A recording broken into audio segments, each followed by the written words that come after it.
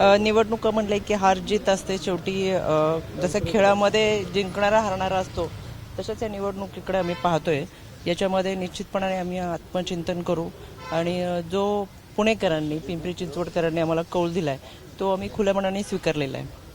ईव्हीएमवर आक्षेप घेतला जातोय, मतमोजणीवर आक्षेप घेतला गेलेला आहे तुमच्या उमेदवारांकडून.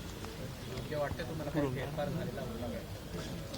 ईव्हीएमच्या बाबत ज्या भागांमध्ये आम्ही फिरलो किंवा जिथं होतो त्याच्यामध्ये ईव्हीएमच्या बाबत आमच्याकडे कोणत्याही तक्रारी आल्या नाही. पण जसं यापूर्वी मी सांगितलं होतं काही ठिकाणी शाई पुसणं, बोटाची शाई पुसून परत मतदान करणं असे प्रकार मात्र काही ठिकाणी घडलेले आहेत. पक्षातले उमेदवार जे की दोन ठिकाणाहून लढले त्यांचं असं म्हटलं की ईव्हीएम मशीनमध्ये बदल करण्यात आला होता म्हणून आमचा पराभव झाला आहे. जनतेतून आमचा पराभव झाला नाही, ईव्हीएम मशीनमुळे. शेवटी आपण सगळेजण न्यायदेवतेवरती विश्वास ठेवणारी लोक आहेत, संविधान मानणारी लोक आहेत. त्याच्यामुळे जर असं काही घडलं असेल तर न्यायालयीन प्रक्रियेमधून जाऊन नाही मागावं असं मला वाटतं. ज्यांनी आक्षेप घेतला त्या उमेदवार स्वतः दोन प्रभागातून लढत होत्या. निवडणुकीच्या पूर्वी सातत्याने तुमच्यावर देखील त्यांनी टीका केली होती. तुमच्यावर टीका करण्याची एनर्जी वाया घालवण्यापेक्षा प्रभागात जर एनर्जी वाया घालवली असती, तेवढीच वापरली असती तर कदाचित विजय झाला असं वाटत नाही का तुम्हाला? मला वाटते माझ्या प्रश्नाचं उत्तरच तुम्ही सगळं दिलेलं आहे. पण यामध्ये मला असं वाटतं जनतेने जो कौल दिलाय तो एकदा पण स्वीकारलेला आहे. त्याच्यामुळे आत्मचिंतन करण्याची फार मोठी गरज आहे असं मला वाटतं. आणि या सगळ्यांमध्ये खरं तर ही मी जसं म्हणलं निवडणुकीमध्ये हार जीत ही होत असते, ती मान्य करणं, खुल्या मनाने मान्य करणं फार महत्वाचं आहे असं मला वाटतं. पण ज्या प्रभागात त्यांना उमेदवारी दिली होती, 2 प्रभाग होते. एक प्रभाग क्रमांक 25 जो मूळ पुणेकरांचा आहे, जिथे पेठा आहेत, मध्यवर्ती भाग आहेत, त्यांचं तिथे बरंचसं नेटवर्क आहे.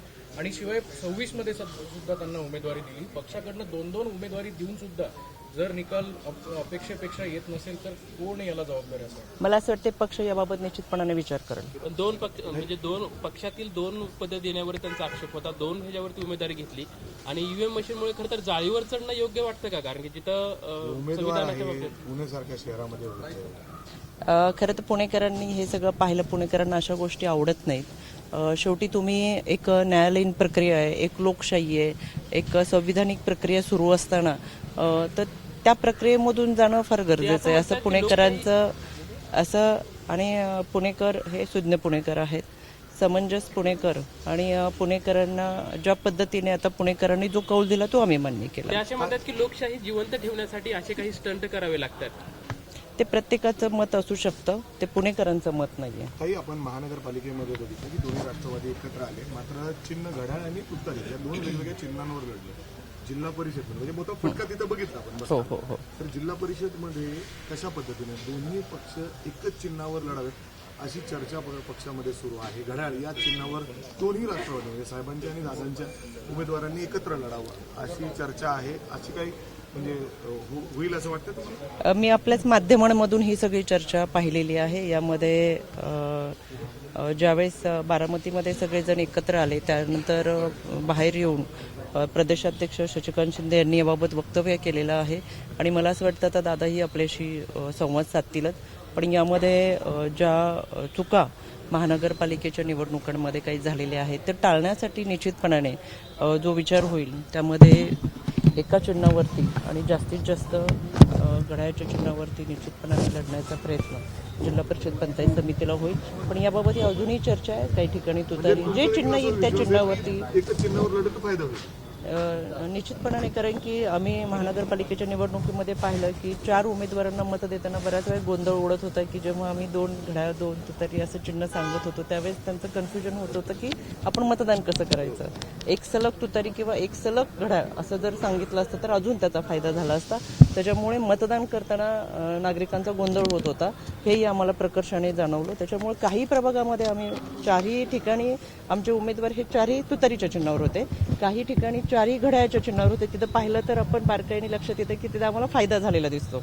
त्याच्यामुळे 2 घड्याळ आणि 2 तुतारी असं सांगताना जो गोंधळ उडत होता आणि ते मतदान कसं करायचं हे नागरिकांचं सुद्धा कन्फ्युजन फार मोठ्या प्रमाणात होतं. तर हे टाळण्यासाठी जर घेतले तरी सलग घड्याळ आणि सलग तुतारी असं चिन्ह घेऊन लढले तर निश्चितपणाने त्याचा फायदा होईल असं मला वाटतं. पुणे महापालिका निवडणुकीत आपण जर पाहिलं तर अजित पवारांचे अनेक रोड शो झाले. दोन्ही राष्ट्रवादी एकत्र असताना तुतारीकडनं जे शरद पवारांच्या राष्ट्रवादीचे अनेक पदाधिकारी किंवा नेते मंडळी आहेत त्यांनी मात्र अजित पवारांना साथ दिली नाही असं वाटतं का तुम्हाला? कारण की अनेक रोड शोमध्ये अजितदादा हे स्वतः एकटेच फिरताना दिसले, संपूर्ण शहरभर त्यांचे रोड शो झाले, पण अजित पवारांना एकटं पाडण्यात आलं होतं. असं काही वाटत नाही, कारण की महानगरपालिकेच्या निवडणुका आदरणीय दादांच्या नेतृत्वाखाली लढल्या गेल्या.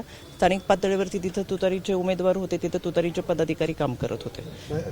यामध्ये महानगरपालिका आणि पिंपरी चिंचवडमध्ये निवडणुकीची संपूर्ण धुरा दादांनी सांभाळत असताना स्थानिक पातळीवरती ते पदाधिकारी काम करताना मात्र पाहायला मिळत होते. काही पिंपरी चिंचवडमध्ये क्रॉस वोटिंगचं म्हणजे हे सगळं प्रकरण समोर आलेलं आहे. उज्ज्वला गौड आहेत, अक्षरशः व्हिडिओ आहे त्यांचा, आणि ते सगळे प्रचारादरम्यान सांगताना दिसतात की 3 कमळ द्या आणि 1 घड्याळ द्या, अशा पद्धतीचे व्हिडिओ एबीपी माझ्याकडे आहे आता. आणि अशा पद्धतीने क्रॉस वोटिंग तुमचेच उमेदवार म्हणजे प्रचारात करताना दिसत आहेत, त्यांच्यावर काय म्हणजे काय कारवाई करावी? दादा निश्चितपणाने याची दखल घेतील.